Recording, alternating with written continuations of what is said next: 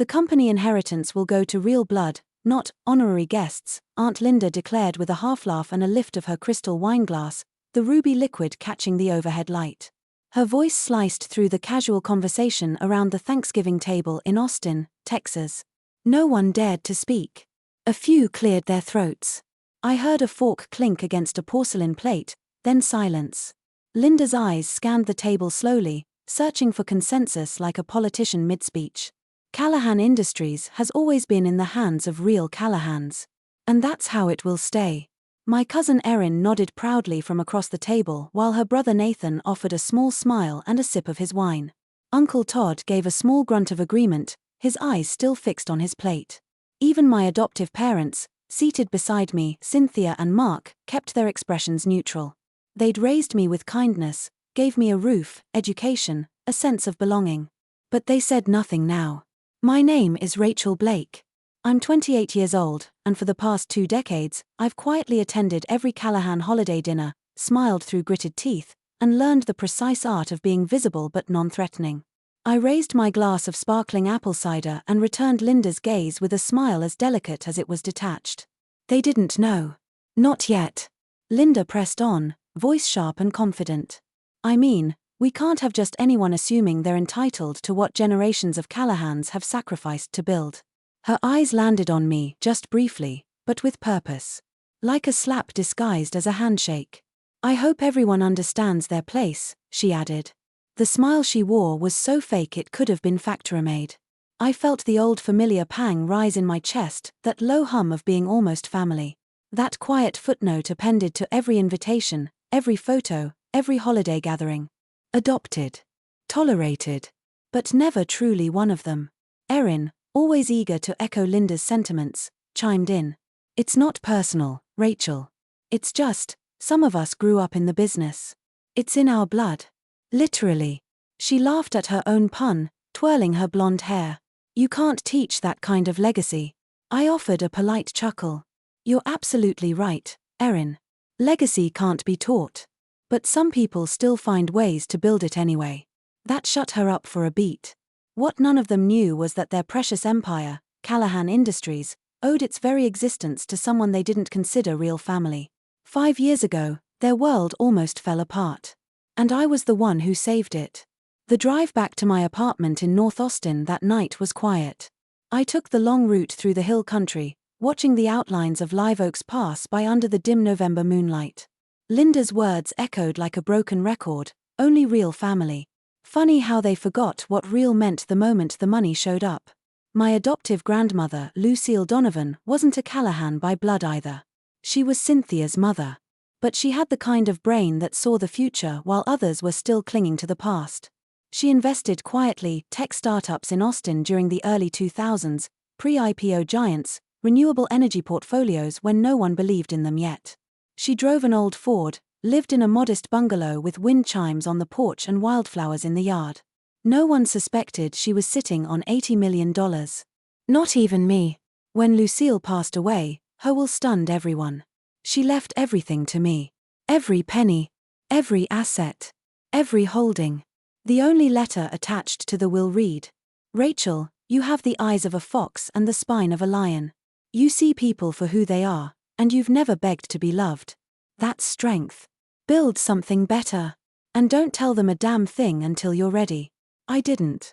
For 5 years, I let them underestimate me. It was safer that way. But back then, Callahan Industries was hemorrhaging money. Their automotive parts division was outdated. They'd failed to modernize and were buried in debt from trying to acquire smaller firms too fast. Publicly, they acted as if all was well. Privately, they were one bad quarter away from bankruptcy. I could have done anything with Lucille's money. Bought a vineyard in Napa. Vanished to Europe. Started a hedge fund. But I didn't. Instead, I called my financial advisor, Thomas Hawthorne, and said the words that changed everything. I want to invest in Callahan Industries. Quietly. Anonymously. Set up a holding company. No one can know it's me. Thomas was confused. You want to save a company that treats you like a +1 on the family invite list? Exactly, I replied. Because there's nothing more satisfying than watching someone feast at your table while they think you're the help. Through shell companies and blind trusts, I injected $80 million into Callahan Industries. It bought them new tech, cleared their debt, and gave them room to breathe. They called the mystery investor a godsend. Linda wrote a whole LinkedIn post praising the anonymous savior. Erin mentioned it in a podcast interview like she had personally made the deal happen. I just watched. Waited. Because I knew this day would come. The one where they sat at a Thanksgiving table, basking in the glow of a company they thought they owned, declaring me unworthy of it. Not knowing that I held 52% of their shares. Not knowing that I could crash their kingdom with a single signature. And now I was ready. I spent the weekend reviewing quarterly reports in my small but modern apartment overlooking downtown Austin. While Linda and the rest of the Callahans toasted their illusions, I was dissecting data, performance metrics, profit margins, ROI on R&D expansions I had funded, all through a web of trusts that no one in the family had ever traced. Callahan Industries was thriving. Their 3-year decline had reversed sharply after the anonymous investment came in. I didn't just stop the bleeding, I installed a new heart. And now it beat for me. My stake in the company had quietly grown over the last 5 years. Between aggressive reinvestment and acquiring secondary shares through one of the shell entities, I now controlled 52.3% of the business. I had the legal power to remove executives, dissolve contracts, sell divisions, and yes, pull every cent of my investment out if I chose. So, on Monday morning, I called Thomas. "Are you ready?" I asked, watching the Texas sun stream through my floor-to-ceiling window. "I've been ready since the day they called you a charity case," Thomas replied without missing a beat. "What's the plan?" "I want to initiate a complete withdrawal," I said. "All capital, all growth, all dividends. Every dollar. I want them to feel the floor disappear." He paused on the other end. "That will devastate them. You know that, right?" "I know," I said. "I'm also done protecting people who only see value in bloodlines." He exhaled. "Understood. I'll file the preliminary documents and notify the legal team. It'll take 45 to 60 days for a complete withdrawal, considering the size and layers of the structure. And when you send the formal notice to Callahan Industries," I added, "make sure it's addressed from my holding company. And include my name. They'll find out you're the majority shareholder. That's the point." 3 days later, the email went out. To the executive board of Callahan Industries. Subject: Notice of investment withdrawal from primary capital partner, Elmont Holdings LLC. The name Rachel Blake appeared at the bottom of the signature line. The silence after that email must have been deafening. That Friday, I received a message from Erin's assistant, disguised as polite inquiry. "Hi Rachel. Hope you're well. I've been asked to confirm whether you're attending the upcoming emergency board meeting this Tuesday at 9 a.m. Since you're listed as majority stakeholder representative via Elmont Holdings, you are legally entitled to attend and vote. Just confirming your plans." I smiled at my screen. Confirmation sent. The following Tuesday, I arrived 20 minutes early at Callahan Tower, their sleek headquarters near Zilker Park. The same building where they once joked that only real Callahans get a badge. I wore navy blue, sharp, clean, professional. I carried a slim leather portfolio and nothing else. My black pumps clicked quietly on the polished stone floors as I stepped into the marble and glass lobby. The receptionist, a sweet woman named Kyra who had known me for years, blinked in surprise. "Rachel? Are you here for someone?" "I'm here for the board meeting," I said evenly. She looked uncertain. "That's only for executives and high-tier investors." "I know. Could you let them know Rachel Blake, representative of Elmont Holdings and majority shareholder, has arrived?" Her lips parted slightly. "Of course." Before she could dial the phone, a loud voice cut through the lobby. "Kyra, has anyone from Elmont Holdings returned our call? This is urgent." Linda's heels clacked into the room, followed by Todd, Erin, and Nathan, all looking like they hadn't slept in 3 days. Panic wore poorly on them. I turned to face them. "Actually, Elmont Holdings is already here." Linda froze mid-stride. Her head snapped toward my voice, her jaw slackening as the color drained from her face. "What are you talking about?" she said. "This is a crisis. Our biggest investor is pulling out." "I'm aware," I said. Her voice sharpened. "How could you possibly be aware?" "Because," I said, gently placing my portfolio on the reception desk. I am Elmont Holdings. Todd's face turned a mottled red. Erin's phone slipped from her hand. Nathan stared at me like I'd just revealed I was an alien sent to destroy their planet. No, Linda whispered. That's impossible. I opened the portfolio and handed her a notarized statement from Thomas's firm. It's not just possible. It's documented, verified, and fully legal. She read the letter with shaking hands. I watched her pride unravel word by word. Rachel Blake is the sole beneficiary and controlling member of Elmont Holdings, she read aloud, voice weakening. And Elmont Holdings controls 52.3% of Callahan Industries Class A shares. You've been working here. As a receptionist, Nathan stammered. You answer phones for a non-profit. You live modestly, drive a 10-year-old Subaru, shop at Target. I offered. Yes, Erin said. You don't live like someone who owns this. I smiled. That's the beauty of it. When people think you're insignificant, they show you exactly who they are. Linda's voice turned low and venomous. You planned this. 5 years ago, you needed a miracle. You got one. Now it's gone. But this will destroy us, Todd growled. We have contracts, orders. You mean the empire you built on someone else's money? A stranger's money? No. Linda snapped. A real Callahan would never do this to family. I leaned in slightly. You said I wasn't family. You said it at Thanksgiving, with full confidence and a full glass of Cabernet. Remember? Her mouth opened. Closed. No one spoke. You were right, I said softly. I'm not family. I'm the owner.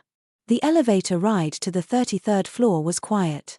Linda stood beside me, shoulders rigid, her manicured fingers clenching the portfolio I'd handed her. Erin and Nathan followed behind, exchanging frantic whispers as Todd's phone buzzed non-stop with calls he didn't dare answer. The boardroom doors opened before we arrived. They were already waiting. 10 members of the executive team sat around the gleaming walnut table, each holding a printed agenda that had become utterly irrelevant 5 minutes ago. At the head of the table sat Charles Benedict, the company's longtime legal counsel, who looked like he'd aged 10 years over the weekend. Everyone stood when we entered. Everyone except me. I walked calmly to the head of the table and took a seat. The one that had always belonged to someone else. Now, it belonged to me. Let's begin, I said, flipping open my binder. We have a lot to cover. Linda sat to my left, lips pressed into a tight line. Todd took the seat opposite, looking like he wanted to lunge across the table and shake me awake from what he clearly believed was a nightmare. Miss Blake, Charles said cautiously, I'd like to confirm something before we proceed. Are you asserting that you are, in fact, the beneficial owner of Elmont Holdings, which controls the majority stake in Callahan Industries?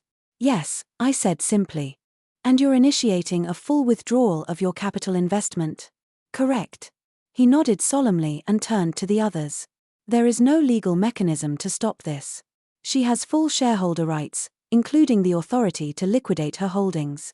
Gasps rippled around the table. But surely, Nathan began, then stopped when Charles raised a hand. This meeting is no longer about quarterly planning, Charles said. It's about survival. Linda finally spoke, voice shaking. This can't be happening. We saved this company. We held it together. No, I said quietly. I did. You just took the credit. Erin stood abruptly. Rachel, this isn't like you. You're not this person. You mean I'm not supposed to have power, I replied. I'm supposed to stay in the background, be grateful for crumbs, smile through insults. But I stopped being that person the moment you told me I didn't belong. Todd slammed a fist on the table. Do you understand what this will do? You'll bankrupt your own family. My own family died 5 years ago, I said coldly. Her name was Lucille Donovan, and she left me everything because she saw what you never did. The room descended into chaos. Arguments erupted. Todd demanded emergency arbitration. Nathan accused me of corporate sabotage. Erin, trying to win favor, suggested a negotiation. And Linda sat frozen, staring down at the agenda sheet like it could offer her a way out. Charles finally raised his voice. Enough. Let's be clear, Miss Blake is well within her rights. Unless she voluntarily halts the withdrawal, This company has, at most, 6 weeks before the liquidity crisis hits. Linda turned slowly to me. Why are you doing this? I stared at her, letting the silence stretch. I spent my whole life watching you dismiss me. Every holiday, every conversation, every chance to show kindness, you chose exclusion. You built your identity on being better. Not smarter, not stronger, just more connected by blood. But blood doesn't build companies. Capital does. But we're your family. Erin cried. You only say that now, I said. When you thought I was nothing, you didn't hesitate to push me aside. And now that I own everything, suddenly you remember the word family. Linda's voice cracked. What do you want? There it was. The real question. What do I want? I repeated, almost smiling. Nothing. That's the part that must terrify you. You can't bargain with me, Linda. I don't want a title. I don't want your approval. I don't even want revenge. I leaned forward. I just want you to understand who really kept your empire alive. And now I want you to learn what happens when you bite the hand that feeds you. After the meeting, the family dispersed like broken marionettes, numb, shaken, aimless. I remained at the table as Charles quietly gathered the papers. They'll try to delay it, he said. They may even leak to the press. They can try, I replied. But by the time they finish drafting a statement, my shares will already be listed for transfer. He hesitated, then added, You're not doing this for money. You could have doubled your investment staying put. I'm doing this for dignity, I said. Something they never gave me. He gave a slight nod. Good luck, Miss Blake. I believe you've just made Texas corporate history. As he walked away, I looked out through the boardroom windows. The skyline of Austin shimmered in the late morning haze, bright and indifferent. Let them scramble. Let them beg. My decision was already made. The next morning, Thomas sent confirmation. The liquidation process had officially begun. All that remained now was the fallout. Linda tried to call me that afternoon. 4 times. I didn't answer. Erin texted me a paragraph full of emojis and emotional appeals. I blocked her number. Nathan emailed a bizarre mix of threats and apologies, followed by a subject line that simply read, Let's talk before it's too late. It already was. They thought being family would buy them loyalty. But they'd forgotten that loyalty has to be earned. And I was done giving mine away for free. By the time the weekend hit, the Callahan family had begun what I could only describe as their panic campaign. First came the spin attempts. Nathan leaked a memo to the senior staff, referring to me as an anonymous investor with a sudden vendetta. Linda began reaching out to board members individually, claiming this was all a misunderstanding, that I'd been emotionally manipulated by external parties. Todd floated the idea of re-evaluating Rachel's shares, as though my ownership could be argued out of existence by corporate semantics. It was both laughable and tragic. For a family so obsessed with appearances, they were unraveling like cheap thread. By Sunday, they'd started to realize something truly terrifying. No one wanted to help them. The same executives who once followed their every command now returned emails with vague replies or not at all. Callahan Industries had depended on my capital for 5 years, and when that capital announced its exit, so did the loyalty. Their empire hadn't been built on legacy. It had been built on borrowed time. That night, Thomas called with an update. They reached out through unofficial channels, he said. A third-party negotiator. What do they want? To stop the withdrawal. Or delay it. They're offering you a board seat, full public acknowledgement, even a restructuring of the leadership team. I laughed, a short, bitter sound. They're trying to buy me back with scraps. Not even the scraps, Thomas said. Just the illusion of respect. After 5 years of letting them mock you from across the dinner table. I assume we declined? Formally, yes. Informally, he hesitated. They don't know what to do, Rachel. I think they're scared. Genuinely. Good, I said. But after the call ended, I didn't feel triumphant. I felt hollow. Late that night, I sat in my kitchen with a glass of red wine, staring at the granite countertop. I hadn't turned on the lights. The city outside flickered in reflections across the glass. My phone buzzed again. Linda Callahan.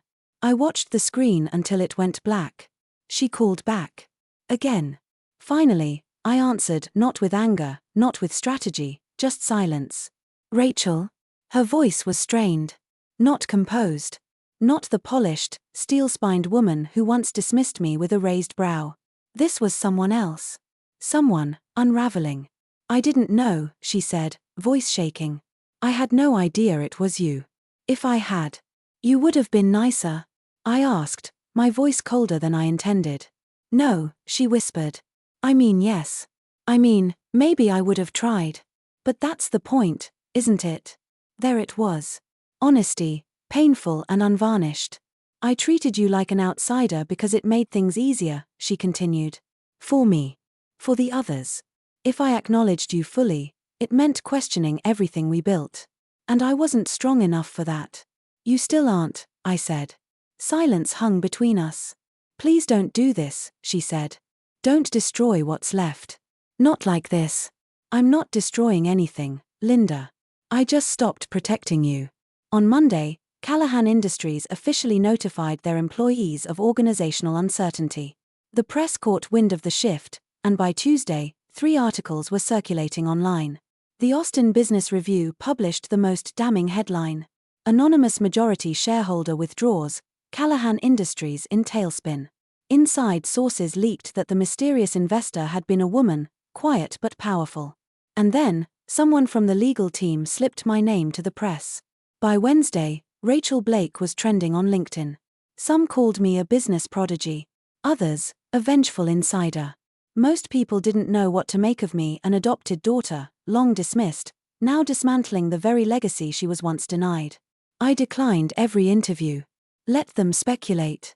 That afternoon, Erin showed up at my apartment. I opened the door to find her standing there in oversized sunglasses and a faux humility expression she must have rehearsed in the mirror. Rachel, she breathed, can we talk? I doubt we have anything to say to each other. I was wrong, she said, pulling off her sunglasses. We were all wrong. I see that now. You didn't just invest, you saved us. The company, the jobs, our name. And we treated you like a servant. She paused.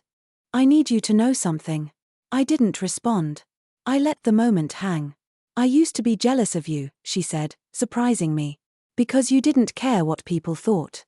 You just existed. And people liked you. You didn't try, you didn't scheme. You just lived. I spent my whole life trying to be impressive. You just were. I stared at her.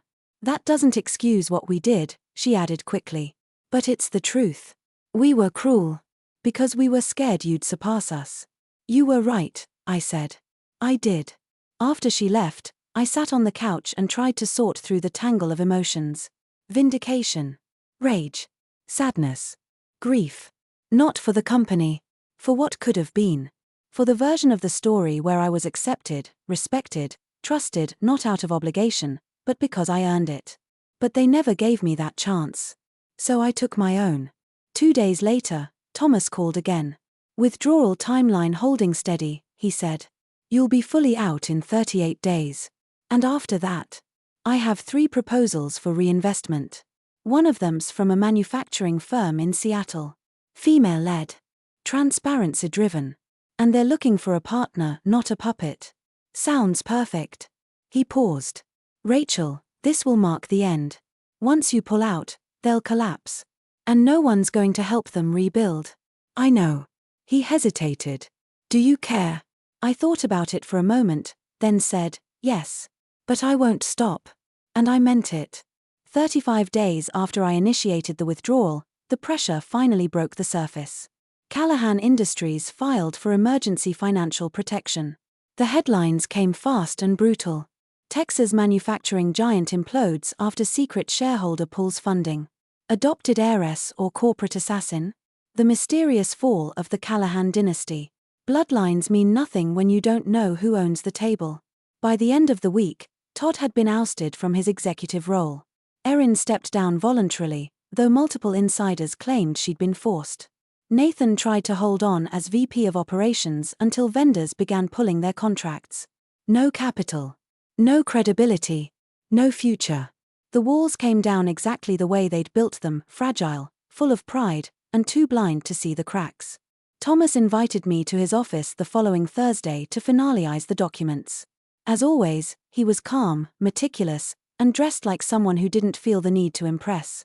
"I don't think they believed you'd really go through with it," he said, passing the final papers across the polished oak desk.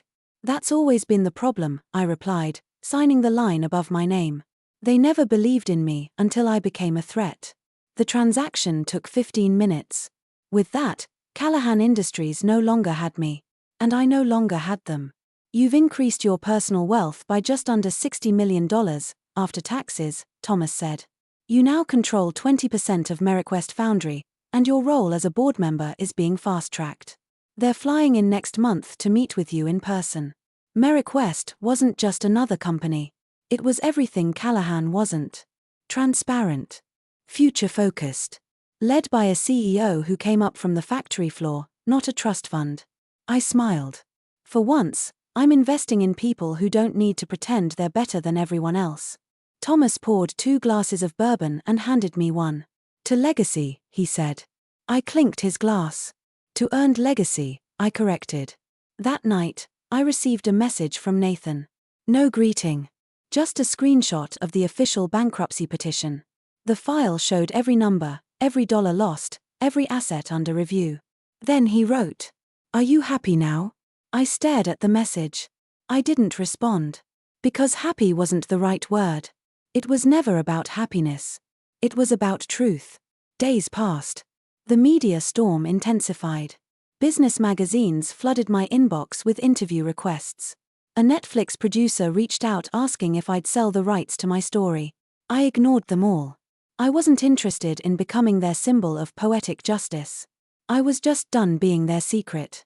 And then, 1 week after the bankruptcy hit the press, I received a call that I didn't expect.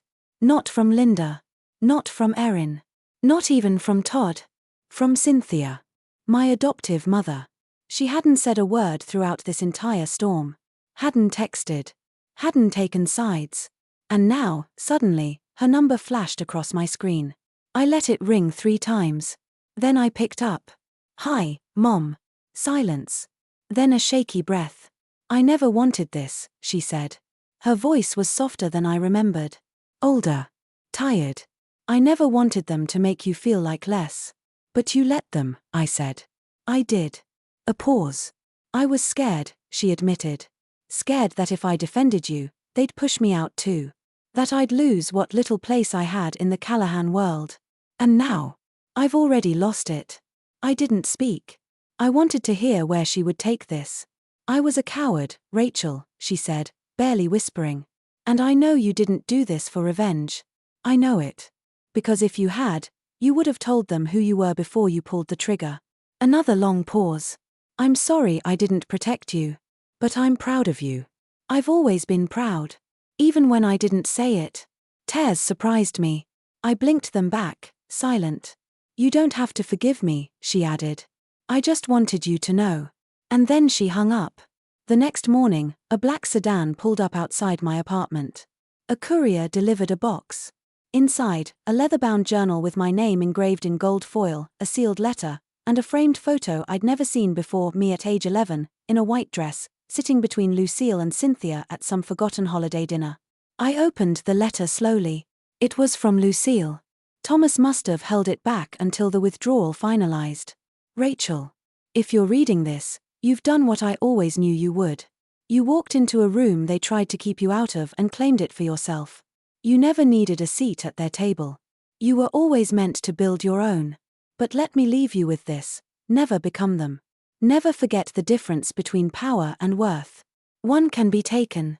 The other lives inside you forever. L." I stared at the letter for a long time. Then I closed the box and placed it on the shelf near my desk. I wouldn't become them. Not even now. Especially now. On Monday, I flew to Seattle for my first meeting with MerrickWest Foundry. The CEO, Julia Merrick, met me in the lobby of their headquarters, her handshake firm and her smile unapologetic. "We've read everything about you," she said. "And still, we don't know who you are." "Good," I said. "That means I've been doing things right." She laughed. "Come on. Let's talk about the future." And just like that, I stepped into a building that didn't ask me to prove I belonged. 2 weeks after I joined the board at MerrickWest Foundry, My name had officially disappeared from the day-to-day conversations swirling around Callahan Industries. It was as if I had been surgically removed from their narrative. Not a villain. Not a hero. Just silence. Which was fine. Preferred, actually. I hadn't set out to become anything for them. But silence has weight. And absence leaves outlines. The storm I'd unleashed hadn't just toppled a corporation, it had rearranged lives. On a rainy Thursday morning, my assistant forwarded me an urgent message from one of my old contacts in Austin. Have you seen the local business journal? You should. Page 1. I opened the link and stared at the headline. Callahan matriarch in ICU following collapse of family empire. Linda. A heart attack. Sudden. Stress-induced. Complicated by pre-existing conditions no one in the family had ever talked about, because appearances mattered more than checkups. According to the article, she'd been hospitalized in critical condition the night the board filed for bankruptcy. I sat motionless, the article glowing on my screen. I didn't feel triumph. I didn't feel regret. I felt something I couldn't name. Heavy. Human. The next evening, Erin called. I didn't answer the first time. Or the second. By the third, I gave in. Rachel, she said immediately, her voice raw, like she hadn't slept in days. She's still unconscious. The doctors aren't sure she'll wake up. Silence stretched. I'm not asking you to forgive us, she added. I just thought you should know. She kept a photo of you on her desk. That stopped me. What? A Thanksgiving photo. One of the early ones. You're standing at the end of the table. You were probably 14. Wearing that hideous sunflower dress you used to love. I remembered the dress. And the way Linda had mocked it. I never knew she kept that, I said quietly. She didn't keep much. But she kept that. I sat on the edge of my bed, the phone pressed to my ear, trying to align this version of Linda with the one I'd battled for years. She didn't hate you, Erin said. She hated what she didn't understand. And you scared her. I almost asked why. But I already knew. 3 days later, I flew back to Austin. I didn't tell anyone. Not Thomas. Not Cynthia. Not the press. I just booked a red-eye and landed in the city where it all began. I didn't go to the hospital. Not at first. I went to the ruins of what used to be Callahan Tower. The glass was still intact. The building hadn't physically collapsed. But the energy was different. Hollow. The revolving doors spun slower. The reception desk was unmanned. The security guard barely looked up when I entered. On the 33rd floor, the boardroom was locked. A sign read, "This space is temporarily closed." Poetic. I walked to the window and looked out over the skyline. The city hadn't noticed the fall of a dynasty. Austin was still growing, still building, still alive. Callahan was a story, not a landmark. Not anymore. That night, I went to the hospital. Erin met me in the lobby. She didn't cry or hug me or make a dramatic scene. She just said, "She's in 7B, and walked away. The room was quiet. Machines beeped softly. Linda lay still, pale and small under layers of white. For a woman who once commanded entire rooms with a look, she looked unfinished. Incomplete. I didn't want this, I said aloud, though I wasn't sure who I was talking to. I sat in the chair beside her bed and stared at the 4 lines. The fragility of all of it. The body. The empire. The ego. I never needed your love, I whispered. But I wanted your respect. A soft breath escaped her lips. For a moment, I thought she might wake. But she didn't. I left before sunrise. The air was cool, Texas autumn finally showing up like it always did, too late, too sudden. I walked past the hospital chapel, where someone had left a candle burning. And for the first time since this began, I prayed. Not for Linda. Not for myself. For the people we could have been. The next week, Merrick West announced its expansion into Central Texas. We were opening a new facility, ironically, just 15 minutes from where Callahan Industries had stood.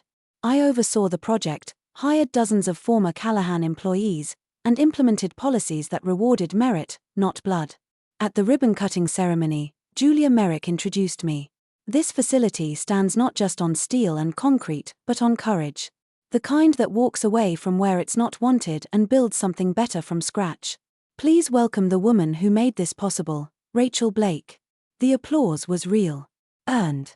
And as I looked out at the crowd, engineers, administrators, interns, I didn't feel like an outsider anymore. I felt home. That night, I got a final message from Todd Callahan. A single sentence. We didn't know how to value you until it was too late. I didn't respond. Some truths speak for themselves. A month after the MerrickWest launch, I found myself back in Denver, sitting on the balcony of my new townhome, watching a snow-dusted skyline glitter beneath a cold November moon. No glass towers. No backroom deals. Just the sharp, silent clarity of winter. The company was thriving. My stake was now 22%, and Julia Merrick had officially nominated me to lead the Investment Ethics Committee, something she said was long overdue in corporate spaces. I no longer introduced myself as just an investor. I had become a builder. Not of empires, but of spaces where people like me wouldn't be asked to prove their worth before being seen. One evening, after a board meeting, I received a call from Cynthia. Your grandmother's estate, she said. There's one last piece. She was talking about Lucille's Lake Cottage in Marble Falls, tucked between limestone hills and a reservoir that shimmered like spilled silver. I'd visited it only once as a teenager. Back then, it had felt like another place I didn't quite belong. She left a letter, Cynthia said, but only to be opened when the house changes ownership. The next weekend, I drove out. The cottage was simple. Weathered wood siding, red roof tiles faded to dusty rose. The mailbox still said Donovan. I opened the creaky front door and stepped inside. Dust swirled in the late sunlight, dancing like ghosts in the air. On the kitchen counter sat a sealed envelope. My name was on it. Rachel. This house is yours now. But don't think of it as a gift. Think of it as a seed. Build something here. Not a company. Not a defense. Something real. Something with roots. The world didn't know what to do with girls like you. But maybe it will, someday. Help build that world. L. I stood in the quiet house, letter in hand, and something broke open inside me, not pain, not triumph, but peace. 2 months later, I returned to Austin. Not to visit the ruins, but to open something new. The Donovan Center for Ethical Innovation. Part business incubator, part leadership academy, part community think tank. We offered training for first-gen entrepreneurs, seed funding for women-led startups, and boardroom literacy for people who'd never even been invited into the room. The first plaque went up in the lobby. It didn't say Callahan. It didn't say Revenge. It said, built by those they underestimated. Founder, Rachel Blake. On the first day of winter, Erin showed up at the center. She didn't ask to see the facility. She didn't wear sunglasses or fake apologies. She just stood in the entrance, holding a small cardboard box. I found this in Mom's things, she said. She passed 3 weeks ago. Peacefully. I thought, you should have it. Inside the box, letters, photos, and one thing I never expected to see. A necklace. Simple gold. A tiny pendant engraved with a sunflower. I hadn't worn that dress since I was 14. But somehow, Linda had kept the necklace. She never said it out loud, Erin whispered, eyes glassy, but I think she knew. Toward the end. That she got it wrong. I nodded. Words weren't needed. Some griefs are wordless. So are some forgivenesses.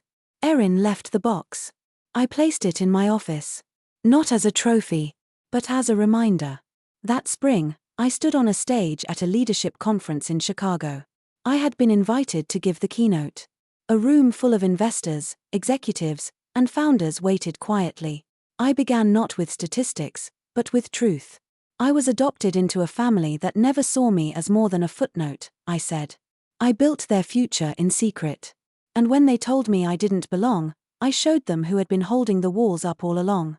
But this story isn't about revenge. It's about reclamation. It's about understanding that power isn't about bloodlines or boardrooms. It's about knowing your worth long before anyone else sees it and acting like it. The crowd stood when I finished. Not for who I had defeated, but for what I had become. That night, alone in my hotel room, I sat on the bed and looked out at the glowing city. My phone buzzed. A new message. From an unknown number. I was one of the interns at Callahan. You probably never noticed me. But I noticed you. And when you sat at that table after everything, I realized I didn't need permission to exist anymore. Thank you. I smiled. Not because it made everything worth it, but because it reminded me. We build the future quietly, sometimes. And not every war needs fire to end in victory. Final note. The Callahan family's legacy faded into quiet chapters of business case studies and local folklore. They were never reviled. Just forgotten. But my name, Rachel Blake, became more than a signature on a document. It became a signal. That power, once lost or denied, can still be reclaimed. Not to destroy, but to create. And that sometimes the most powerful inheritance isn't money or legacy. It's the knowledge that you don't have to ask for a seat at the table. Because you can build your own. And invite others in.